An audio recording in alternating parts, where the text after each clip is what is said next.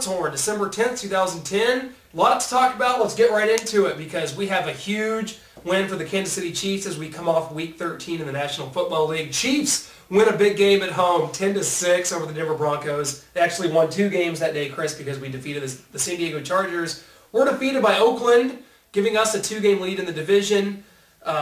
For one thing, for the love of John the Baptist, would somebody start sitting in the club level at Arrowhead? Has anybody been watching the games and noticed that it's bad enough we've got gold seats up there. When they're not full, people, it looks like nobody's at the stadium, and we've got a team in playoff contention. So, yeah. But as far as the game goes, huge win for us. Because let me tell you what, we played bad enough to lose, and we still won. I mean, you think of all the drives we get down inside the 5-yard line. We get the penalty. We get the Barry Richardson incident. Sorry. We all know. And then, the Matt Cassel sack and not taking the field goal, that was huge. We needed those points, but the fact of the matter is we slugged it out with them. It was a dogfight till the very end. No pun intended, Michael Vick. But we took it all the way to the end. And I'll tell you what, we came out, we're 8-4, that's all that matters, and now we're moving on, and it's a huge week going into San Diego this week. I mean, I have never been so excited. I'm sorry, Chris, in my life. I've just been handed a horrifying and urgent message here. Matt Cassel apparently has had an emergency appendectomy, out for the game against the Chargers on Sunday. Just cut it. It's over.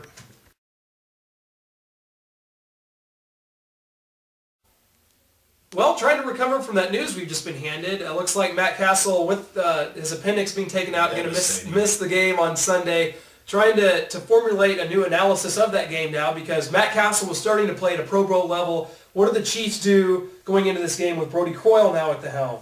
Well, it definitely changes the whole complexion of the game. I think now you have to look at your strengths without Matt Cassel, which to me is the running game and your defense. And if I'm Todd Haley this week, which I'm not, but I'm saying if I was to come up with a game plan for this week, I think you got to start looking a little bit at the Wildcat, the Wild Chief, whatever you want to call it.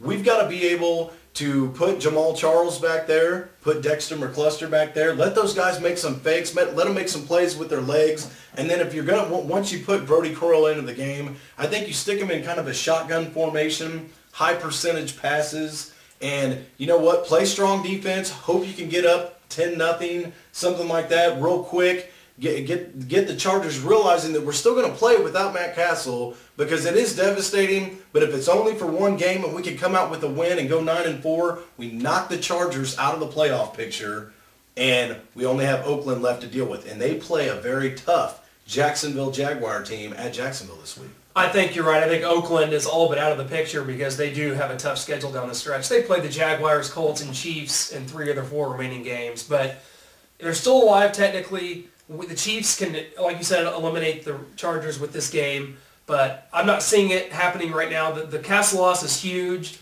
It is huge. We need Brody Croyle to come in here and make some throws and maybe make it through 2 or 3 snaps at least before Glass Joe breaks his jaw. It's been the knock on him. I mean, the guy takes a few hits and he's out of the game. And I'll tell you what, anyone who's been up to St. Joe, River Falls, and seen Brody Croyle throw the ball knows the guy has a strong arm. He's a great practice quarterback. He's a great practice quarterback. We just need to get through this game. A loss does not kill the Chiefs because we will still be a game ahead. You've got to be able to finish strong, though, and at least give the Chargers a game. Now, I want to talk to you about this because, we had this big showdown. It was billed for weeks. Belichick versus Rex Ryan Part 2, the Jets and the Patriots. And I turned my TV on about midway through the second quarter, and it's 31-3 New England. I'm sorry, but the Jets, you're not even close. You don't go into New England and win a game like that. I'm sorry to the NFL billing these games. The Jets, you're not even in the picture. Patriots, the AFC playoffs run through New England. I agree, and I tell you, the Jets went on Hard Knocks. They made a lot of statements that, hey, we're the team to beat. And it's easy to do this in August. That's right. It's their goal was, and Rex Ryan, we all know his mouth. Our goal is to come out and kick your ass. Well, guess what? That didn't happen. He wrote a check that his ass couldn't catch. Before we go, I have to give one final mile-high salute to Josh McDaniels, who was fired this week as coach of the Denver Broncos. I love it. See ya. He was an extreme scumbag to me. He did things all the wrong way. He totally depleted that roster, which I'm glad he did as a Chiefs fan. But as a Denver fan, you have to look at that and be like, the barrel is empty the way he left it. He came in and he got rid of Jay Cutler and Brandon Marshall and traded Peyton Hillis away, who's even become a good player elsewhere.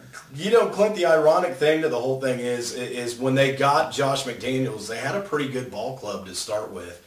And I think the Chiefs were weaker in that aspect.